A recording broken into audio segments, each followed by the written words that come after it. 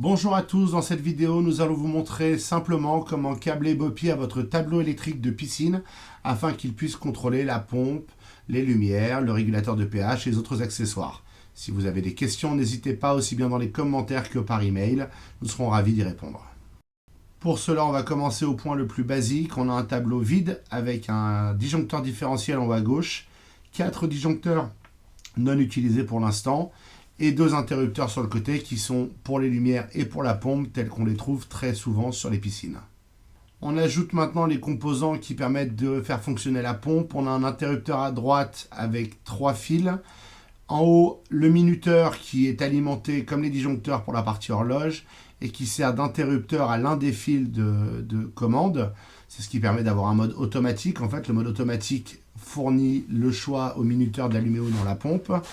Et on a ensuite au milieu le fil qui ramène pour activer le contacteur. Et en haut, la marche forcée permanente qui fournit en permanence le contact. C'est la partie qu'on va remplacer, c'est le minuteur en installant Bopi. Le contacteur de la piscine qui est en bas, lui, alimente la pompe lorsqu'il reçoit le signal sur les bornes les plus à droite. Et ce signal est conditionné par l'interrupteur et ce qu'on décide d'activer. On va maintenant ajouter le circuit des lumières qui, lui, a un fil qui va du disjoncteur à l'interrupteur des lumières.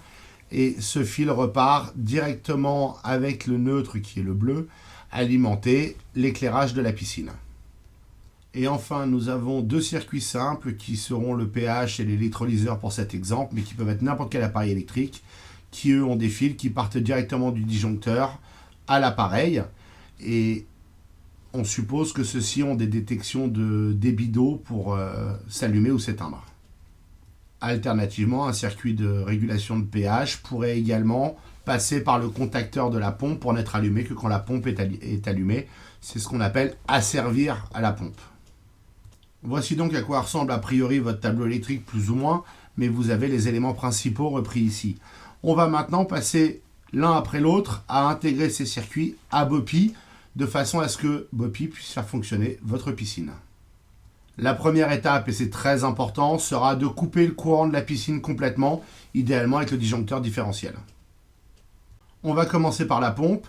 Pour cela, on va enlever les autres circuits et les cacher, et puis on va ouvrir le boîtier de Bopi pour révéler les borniers de branchement et le circuit imprimé. Il s'ouvre en se glissant vers le haut. Pour cet exemple, j'ai complètement enlevé le circuit du minuteur.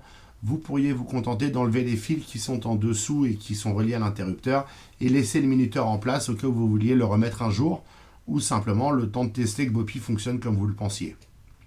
Pour commander la pompe avec Bopi, on va donc remplacer le minuteur par 2 fils, l'un qui va à Bopi et l'autre qui revient de Bopi. Bopi fonctionnant comme un interrupteur pour faire allumer et éteindre la pompe. Les fils de la pompe se branchent ainsi sur le circuit de Bopi. La couleur n'a pas d'importance, évidemment, c'est juste pour qu'il soit reconnaissable dans cet exemple. Et se branche comme ceci dans le tableau électrique, à savoir depuis la borne automatique de l'interrupteur jusqu'à Bopi et de Bopi jusqu'au contacteur relié à la phase, donc le fil marron, dans la même borne.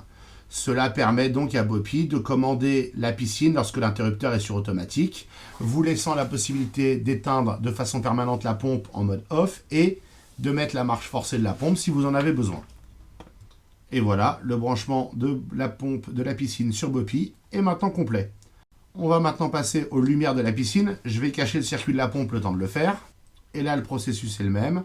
On va enlever le fil qui va de la phase du disjoncteur à l'interrupteur et on va relier cela à Bopi en reliant une paire de fils donc de Bopi que l'on va brancher comme ceci, la couleur n'ayant toujours pas d'importance, c'est purement pour l'illustration. Et de l'autre côté, on va relier l'un des fils à la cosse de l'interrupteur que l'on a enlevé et l'autre au disjoncteur. Cela permettra, lorsque l'interrupteur est sur on, d'avoir Bopi qui peut allumer et éteindre les lumières. Et si vous voulez le couper complètement, vous mettez l'interrupteur des lumières sur off et Bopi ne pourra plus l'allumer. C'est un moyen de la fermer pendant l'hiver si vous voulez être sûr que personne ne l'allume chez vous. On va maintenant s'intéresser à ce qui peut être le régulateur de pH, qu'il soit asservi ou non à la pompe, ça ne change rien. Même si avec Bopi, vous n'avez plus besoin de la servir à la pompe. Donc on va commencer avec le branchement d'origine. On va débrancher la phase, donc le fil marron du disjoncteur, et on va le relier à l'un des fils qui va à Bopi et relier l'autre fil au disjoncteur. Sur Bopi, on le branchera ainsi dans la troisième paire de branchements. Et dans le tableau, on va se retrouver avec ce branchement donc qui relie la phase à l'un des fils de Bopi avec ce qu'on appelle un terminal Wago. Il y a évidemment d'autres façons de le faire, mais celle-ci est simple. Et l'autre fil va dans le branchement de la phase du disjoncteur, permettant à Bopi d'agir comme un interrupteur sur ce fil-là aussi. Et ainsi, Bopi pourra contrôler votre régulateur de pH indépendamment de la pompe ou de l'allumage permanent. Et enfin, ce qu'on va appeler l'électrolyseur, qui peut être un autre appareil également, va se faire exactement de la même manière, en débranchant la phase et en la reliant avec un terminal Wago à l'un des fils qui va à Bopi. Sur le circuit de Bopi, il se branchera ainsi.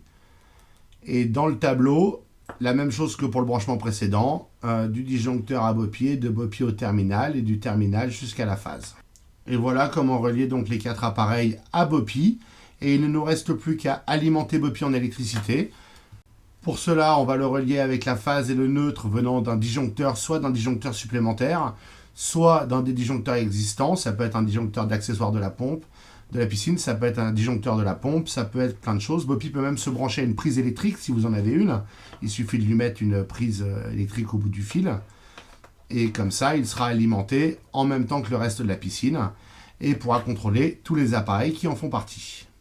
Sur le circuit imprimé, les branchements se font dans ce bornier-là, dans les deux du bas, avec la phase dans celui le plus haut.